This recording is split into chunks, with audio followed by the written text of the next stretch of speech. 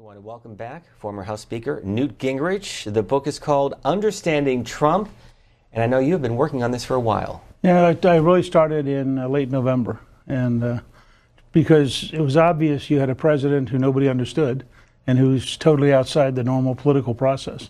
And so trying to figure out how to explain him, it's not called predicting Trump, because I don't think anybody can predict him, but trying to figure out how to set up an understanding of what his patterns are, what drives him, what his experiences have been, I thought would be helpful. So let's go inside the book. You write the following: "It is astonishing to me as a historian how the elite media and much of the political establishment refuse to try to understand Donald Trump.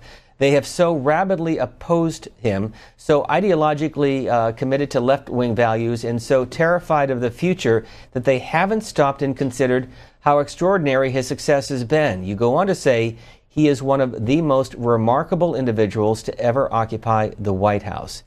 Is it too soon to say that, though? No, I mean, I didn't say he was one of the most successful.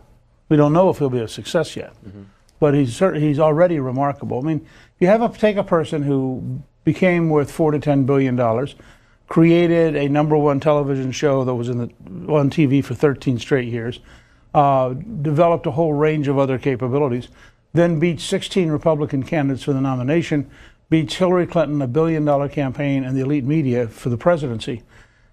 That person is by definition remarkable, and he's worth studying on those terms. I mean, what is it about him that enabled him to get there? Now, I think he has a lot to learn.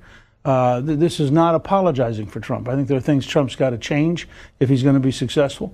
But I do think that he has been a remarkable figure up to now. If you just take the trip, you know, everybody thought he couldn't do foreign policy and he was naive and all this stuff. His first experience in travel is going to Riyadh, where the king of Saudi Arabia comes to meet him at the airport, which he would never do for Obama. The king spends 2.5 days at his side. Every time he's in public, the king's next to him. They invite 57 countries, basically the entire Sunni world, to come to a meeting, which is very successful.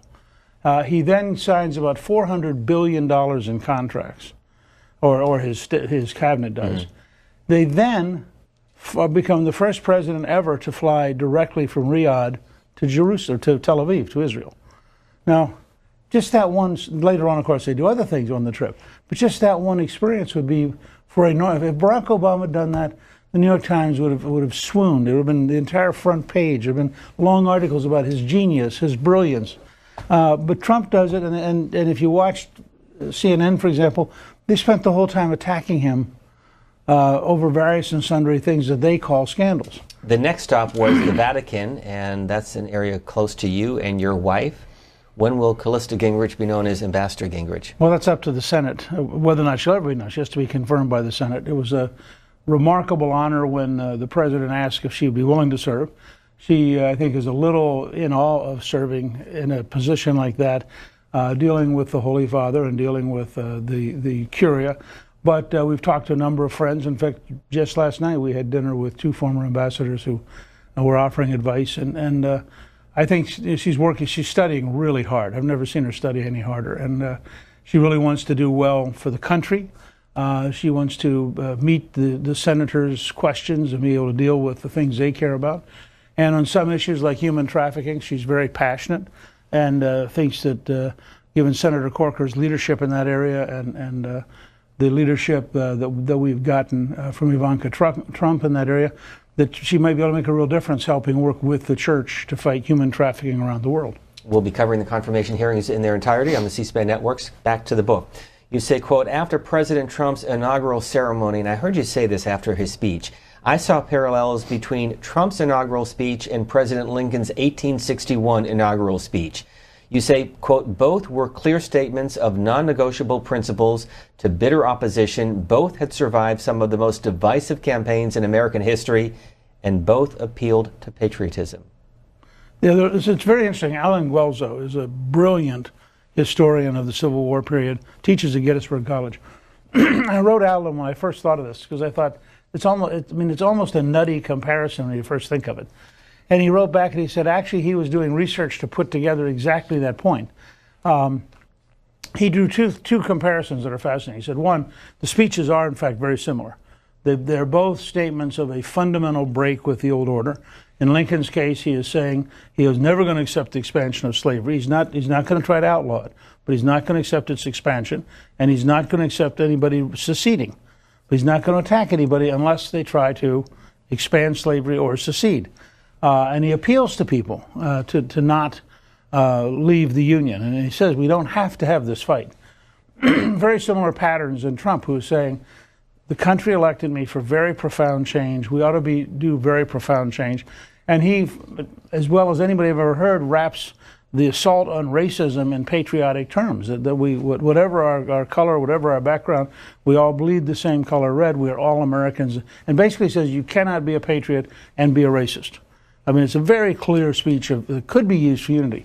The other point that Guelzo made that I didn't know enough on my own, he said, if you look at the reaction of South Carolina newspapers, it is almost exactly the intensity you get out of the left in the academic world. He said the left's reaction to Trump and the South Carolina slaveholders' reaction to Lincoln is almost identical in their hysteria and in the intensity and in the degree to which they repudiate the possibility of either Lincoln or Trump being president. I want to come back to the book, but let me ask you about some of the news of the day, because Republican Senator Thune has called Robert Mueller a man of integrity. Speaker Ryan said that he should do his job. You've been critical of Robert Mueller. Why? I think those are both Republicans I admire and respect. I think they're sleepwalking. Robert Mueller, first of all, I mean, I initially tweeted and said I thought Mueller was fine. And I think in isolation, Mueller's fine. Then we learned in an amazing public testimony from James Comey, the director of the FBI, who just brazenly said, look, I deliberately leaked through a college friend of mine, a professor friend, to the New York Times in order to get a special counsel. And at that moment, my historian's ears went up, and I thought, wait a second. If the fix is in, if Comey is developing some, and then I find out Comey and Mueller are very, very close. Well, under Justice Department rules, you cannot appoint an investigator who might be investigating a personal friend. Okay, so then I begin to wonder what's going on. Then I start looking at who Mueller's hiring. Mueller's first 4 hires are all Democrats. One of them was repudiated 9-0 by the Supreme Court for destroying Arthur Andersen for what the court said was not a crime. 85,000 people lost their jobs. This particular lawyer, on 2 occasions now, both at Enron and Arthur Andersen, hid information from the defense in order to win. One of them worked for the Clinton Foundation. This is, I think, so ironic you can't believe it. One of them worked for the Clinton Foundation fighting Freedom of Information Act requests. Now, what is Mueller thinking? So the first 4 lawyers he brings in are Democrats. They are all headhunters. They're all people who go out to get scalps. They're not giving up their jobs to earning, in order to come into the government for fun. They're going to get somebody. I don't think they're going to get Trump, but I will guarantee you they're going to find somebody who did something wrong. And you'll notice they're already expanding what they're looking at. The original question was there collusion between the Trump campaign and the Russians? That's the original question. Comey himself in open testimony said they have not got any evidence after 6 or 7 months now. None. So when you say that Speaker Thune and Senator Thune and Speaker Ryan are sleepwalking, what do you mean? I mean that they're not looking at what Mueller's doing. Mueller is bringing in professional Democrats who are headhunters, who have, I think, several of them really dangerous reputations. Second, Comey is the person who appointed Patrick Fitzgerald as special counsel under Bush at a time when they knew no crime had been committed and they knew who had leaked Valerie Plame's name. She was a CIA agent, but the CIA itself said there's no crime involved. The person leaking it was Richard Armitage of the State Department. In that context, Comey got the godfather to his children, Patrick Fitzgerald, gave him an independent counsel, and for 3 years he looked for somebody, specifically, I think, to try to get Dick Cheney, the vice president. And he ultimately got Scooter Libby on an event that had nothing to do. Because what happens is they start asking you questions. You make a mistake in one of them. Karl Rove said in a column this week, he almost got indicted for forgetfulness. He had forgotten one brief conversation 2 years earlier, and they almost indicted him. And so what happens is you get these kind of headhunters, you get the sheer power of the federal government, every word you say is taken down, you then get every single piece of paper you've ever done is brought in, and then every word everyone else said, and now they come in and say to you, I'm really confused because you said this, but now that person said that. Did you perjure yourself? Are you obstructing justice? And so I am very worried by Mueller, and I believe the people he's surrounding himself with are very dangerous. And I think it's a great disservice to America. The original question was Russia. Fine, let's look at Russia. And if we're going to look at Russia, let's do it on a bipartisan basis and look at Bill Clinton's $500,000 speech and look at the fact that Podesta's brother is a registered agent for a Russian bank and look at what happened with the uranium deal while Hillary was Secretary of State. I mean, I'm happy to look at Russia. But all of a sudden it's evolving, and now it's going to be obstruction. And now we're told they're going to investigate financial affairs. Well, you start getting into the financial affairs of the scale of Trump, and you say, gee, there was this agreement made 7 years ago that our accountants just found. This is dangerous stuff. And I think the Justice Department donations were 97% for Hillary. Now, there is a deep state. It hates Donald Trump. And I'm personally very worried by what Mueller's doing. The book is Understanding Trump, and the foreword by Eric Trump. Our guest is Newt Gingrich. Let's get to your phone calls from Illinois. Robert on the Republican line, good morning. Thank you for waiting. Good morning, Steve. Good morning, C-SPAN. Happy Father's Day to all. Mr. Speaker, it's a pleasure to speak with you. I was wondering, where does President Trump derive his strength? I swear the man's got a spine of titanium. The guy is so strong, brave, and courageous. If only our Republican reps and senators were strong. We got the numbers. It's the only chance we're going to have to get anything through the 2018 election. Who knows how that's going to turn out. But if all these Republicans would just get together, push through all his agenda, where does this president get his strength? That's a great question. And my sense is he gets a great deal of it from his mother and father. That he probably was pretty well formed by the time he was in the 6th or 7th grade. They sent him to a military academy for 5 years. He learned a great deal of discipline, ended up as the head of the cadets at the New York Military Academy. And we have great pictures in our book, Understanding Trump. And I also think that he has he's not a particularly religious person in the traditional sense, but I think he's a person of enormous faith. And I think that he really does believe that the potential is there to do something really good. I recommend everybody, if you want to understand Trump when he's under attack, read The Art of the Comeback, which is his second book. His first book was The Art of the Deal, which is a terrific book on how to do business and tells you a lot about Trump.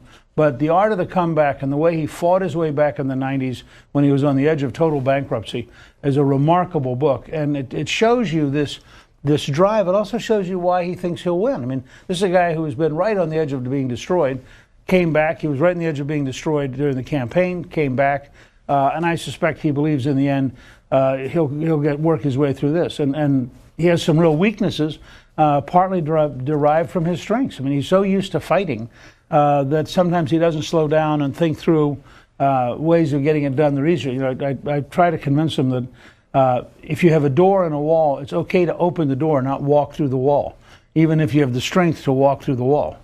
He is far more of a product of Queens than Manhattan, right? He grew up in a 2,000 square foot stucco house, not Trump Tower. He spent 5 years in a military prep school. It explains how a billionaire could so successfully connect with blue-collar workers. Yeah, I think there are two parts to that. One is that people forget Trump was not primarily a finance guy. He was a construction guy. He actually appointed the first woman ever to build a high-rise building in New York in terms of the size of Trump Tower. So he had to learn to talk with people who are regular, everyday, blue-collar workers who are building buildings. And so he's not a guy down on Wall Street handling billions. He's a guy who says, let's get this thing built.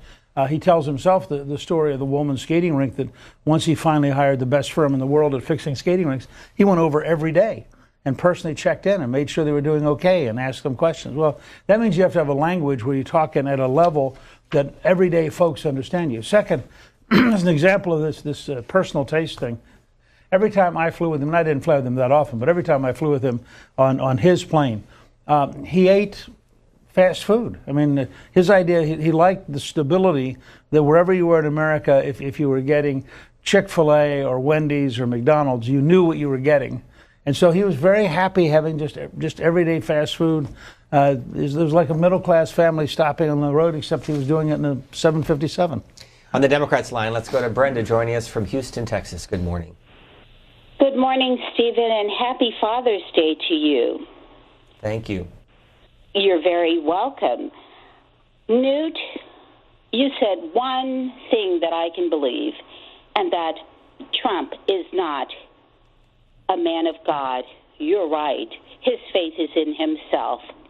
Now, in regards to understanding him, I think he's a remarkable liar. It's remarkable he lacks such morals. He's remarkably greedy. He's remarkably childish. He's remarkably vindictive. And your wife being made ambassador to the Vatican is even more remarkable, given a woman with her morals. Well, that's a pretty unkind comment, and I frankly reject it, and I think it's unfortunate that you had to spend part of your Sunday. You also misinterpreted what I said. I didn't say he wasn't godly. I said he wasn't traditionally religious. I think he believes very deeply in God. I think you'll find that his speeches have a constant reference, and I think it's real, it's sincere. I think that Trump, in fact, believes that we all have a purpose on earth, and I think that he believes that the United States has become the unique country it has in part because God has blessed it. So I don't want you to misinterpret that. The other statements you made are fine. Look, I understand if you're a liberal Democrat, you don't like this guy, and you can go through as long a list as you want to not like him. But I would prefer you not attack my wife as a part of that process. From Rochester, New York, Carol, you're next. Good morning, Independent Line. Good morning. I have a quick question and comment. First of all, for Newt, I've always had really a lot of respect for your intellect, even though a lot of times I don't agree. But I wish you would stop mentioning the deep state.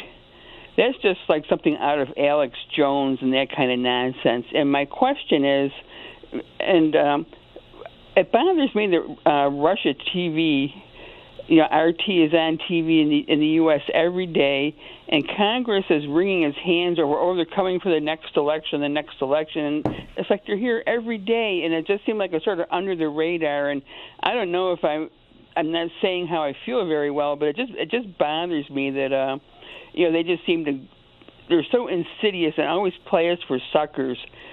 I'd like to hear your opinion on that.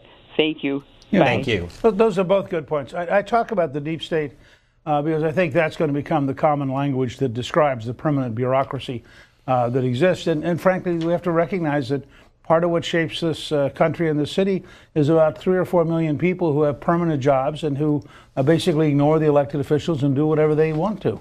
And it's a huge problem. And I say this having spent a long time as Speaker of the House, member of the House, looking at this stuff from a variety of angles. I think the Russian TV thing is interesting.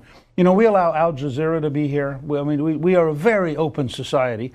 I don't think Russian TV gets very good ratings, and I suspect that their highest rated program is actually an American talk show host who's been around for about 60 years. But I think what I worry about with the Russians is not the TV program, which is obvious. You can say this is Russian TV. I worry about their capacity to use social media and to interfere in a way that would create an ability to manipulate the next election by just bombarding emails and bombarding tweets and by setting up false impressions and false information.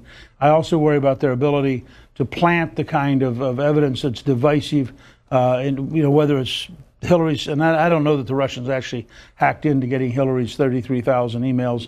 I mean, I have no idea how that actually happened.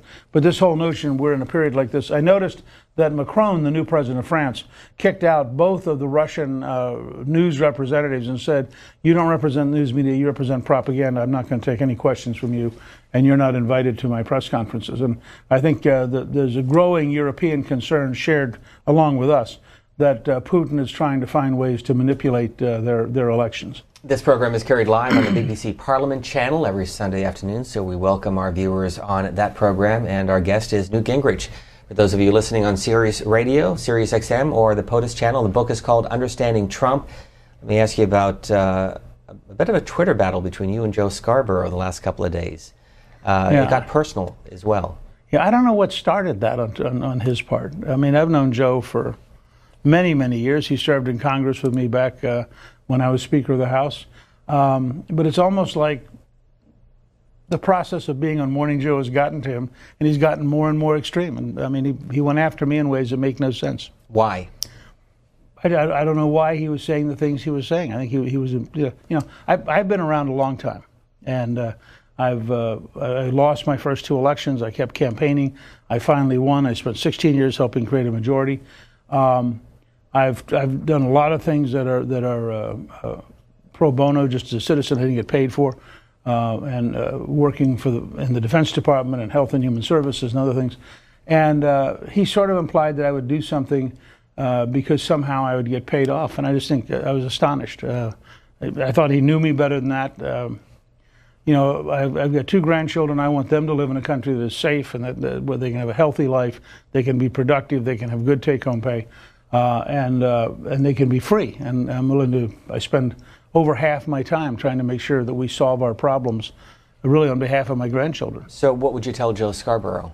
He needs to take a deep breath. I mean, don't get so... What happens is people start here and they walk out on a limb, and now they're way over here, and sometimes you need to stop and go back to the tree and rethink what you're saying. I mean, and I think this is part of the polarization of the country, that Joe has decided that we're them and he's the other side, and so you have to have explanations that are negative and destructive.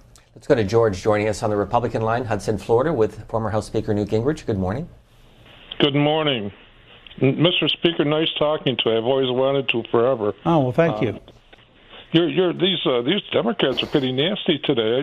They come up to right out of the hole, jump right out at you. It's amazing. Yeah, I agree. I got to ask you a question. It's not about what you've been talking about. It's about District 6 in Georgia.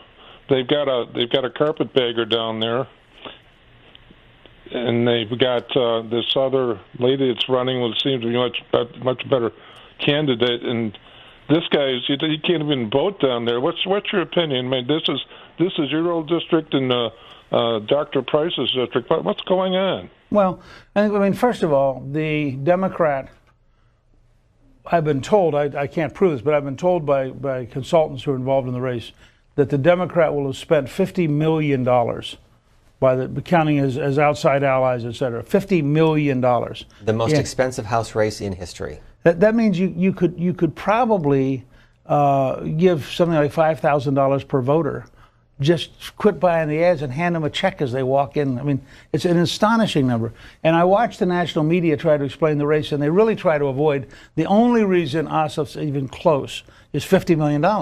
It's not because of Donald Trump. It's not because of the Republican Party. It's because of $50 million. $50 million can prop up, a large guinea pig, frankly, or a rhinoceros. A rhinoceros, by the way, once won a write-in vote in Sao Paulo for mayor.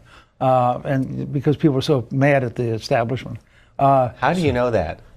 Because 25, 30 years. Look, if you're in my business and you notice a rhinoceros winning a write-in vote, you remember it. You think, yes, voters can get really mad.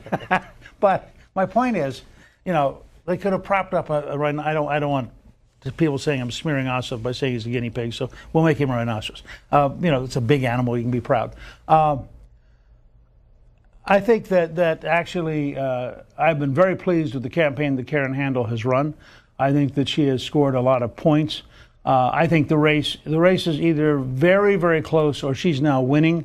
According to the Secretary of State, the Republican early vote is up 16% and the Democratic early vote's down 23%. If that turns out, we'll find out Tuesday. I always believe in the end, show me the precincts, don't show me the polls. So we'll see Tuesday night. If the Republicans lose, it will be largely a function of $50 million, which the Democrats can't replicate across the country next year. If the Democrats lose this, having lost Kansas, having lost Montana, if they now lose this race, you're going to see very deep depression among Democratic activists. Just as a comparison, you were elected in 1978. Do you recall how much you spent in that race? Well, in my first race, in 1974, I spent $85,000. I mean, I would be less than one commercial on Atlanta TV today. My second race was about 165, and I think my third race was around 400. Back to your phone calls on the Democrats line. Judd is joining us from Florida. Good morning, Brooksville, Florida. Hey, how you doing? We're fine. Good morning. I want to talk to Nuke about grandkids. That's what I'm worried about, is my grandkids, this world, the way the world's going. Yep. That's the reason I voted for Trump, is because he gave me the feeling that Ronald Reagan gave me back when I was younger. And I am proud to have voted for Donald Trump, and I think he's doing a good job. They just don't tell the people what he's doing. They're always talking about Russia, or this Coney. Coney's the biggest fake guy there ever been. I mean, he should have arrested Hillary back then when that stuff was going on, but he let that fly. He got on the plane with Loretta Lynch. Now he's openly saying that he did, that he changed the investigation and made it, instead of criminal, he made it something else. I mean, this guy is a witch hunt, like Trump's saying. It's ridiculous.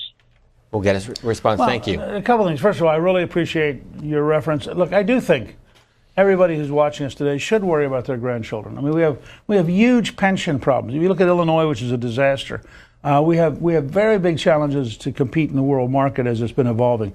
We have real genuine threats. I mean, genuine threats from Russia, from China, from Iran, from Islamic terrorism. So we got a lot we got to do. We got to fix our education system. We got to fix our health system. We have a lot of work to do if we want to give our grandchildren a safe, prosperous, successful country. And I do think Trump has great potential. But let me be fair here. And as I said when I talked about writing Understanding Trump as a book, I think Trump would be dramatically better off if he took 30 days and only tweeted positive things. The point you made. They just had a great week of Veterans Administration reform. Paul Ryan had put out a terrific press statement about the veterans reforms the House passed. These are big changes. They're great for veterans. Nobody's going to know about them because the news media wants to cover the latest tweet about the Russian thing. But if Trump would spend 30 days and every single day tweet about the achievements of the administration, the red tape that they have cut through to help create jobs, the things they're doing in order to help our veterans, the things they're doing in order to have apprenticeships and work training, he's got a ton of great stories to tell. And frankly, he blocks his own storytelling. So why does he do that? Why does he continue to tweet? He's very, very pugnacious. I think he learned maybe before Page 6, but certainly by the time at Page 6, which is a famous gossip column in New York, I think he learned to hit back instantly. And he learned that it worked. The news media in New York would cover him. And so his instinct is, you punch him, he has a compulsion to hit you back. Is he served well by his staff? I think he's served as well as he lets them. I mean, I think you can't serve a president more than the president's willing to be served. If the staff walked in this afternoon and said, Gingrich is right, let's try 30 days of positive tweets, I think that'll last about 4 hours. So a lot of the problems that happen with the Trump White House are not the staff. They're the fact that you have this enormously energetic president who has not yet fully learned how to be president. I think it may take him another year to fully get this under his belt. And remember, Reagan had from 1964, when he gave a speech for Barry Goldwater, to 1980 when he got elected president. He had 16 years. I had from 1978 when I got elected as a freshman to 1994. That's 16 years before I became speaker. Donald Trump had 15 months. I mean, this is a work in progress. I think he will end up being a remarkable president, but I think he probably has more to learn than he wants to admit. We'll go to Roger from Genola, Pennsylvania, Democrats line. Good morning. Hello. I just want to set the record straight. I'm doing this from memory, so if you'll excuse me. But what is going on in the country, I understand Trump. I know Trump. I know people that work for Trump. And if people really want to know about Trump, they should talk to me, because you don't have a clue. But the point, what's going on in the country. I can't hear you. What's going on in the country is, can you hear me? We're going to have our director put this on speaker because Speaker Gingrich can't hear it, so we'll try that. I'm sorry. Roger, stay on the line. Let me just go back to the book. And you wrote, quote, keep in mind his presidency is a work in progress. If he can strengthen the forces of freedom, law, and prosperity while weakening the forces of terrorism and tyranny, and do so without a major war, he will be seen as a remarkably successful president by 2020. I think that's right. I mean, Mayor Bloomberg said the other day, the odds are very high that he is going to end up being reelected. And his reasoning was simple. If he does the right things, they've got to pass a tax cut. I don't care if they pass tax reform. They've got to pass a tax cut. They've got to continue to deregulate. They've got to continue to encourage job creation. But if they get the economy growing right, this could work out very well, and he could end up being seen as a remarkable president. Roger, we'll go back and start over with your question. We can hear you now. Okay, I'm going to start over. I'm doing this from memory, but I know Trump. I spent time with him. I know people that work for him. If you really want to know about Trump, talk to me. I know about Trump. You do not have a clue. You're a propagandist. This is what's going on in the country. In the 80s, you were the minority whip, and you said, how are we going to get power in Congress? The only way to do that, how are we going to tell working people that we're for their interests? How are we going to get them to vote for us? The only way to do that, you got rid of the Fairness Act and the Equal Time Laws, which were created after World War II because of the number one cause for World War II, they determined, was radio propaganda. Roger, I'll stop you there only because we're short on time, and we'll let him address that issue. No, I think it's a fascinating theory. You're right. We wouldn't have Rush Limbaugh today or Sean Hannity today if we were under the old rules. But by the way, we also wouldn't have Maddow. We wouldn't have MSNBC. We wouldn't have lots of things. It's not our fault if in the competition of ideas, it turns out the conservatives have better ideas of job creation, better ideas of national security, better ideas of reforming education. I mean, this ought to be, as opposed to the kind of nastiness we're seeing today, this ought to be a contest of ideas. And Democrats ought to come in with their ideas of how to solve things, and Republicans ought to come in with theirs. And we ought to find a way. And the great example, you mentioned the 80s, the great example is Ronald Reagan. Ronald Reagan's ability to communicate ideas, and I recommend everybody a little book called The Education of Ronald Reagan about his years at General Electric. You know, he was a classic case of somebody who could communicate a better future so that you believed it and you wanted it to happen. We made history, I think, the first time ever covering a baseball game on Thursday, the congressional baseball game. We saw Democrats and Republicans come together on the baseball field, and also for Congressman Steve Scalise. Will that translate, do you think, in any way to what happens on the House and Senate floor?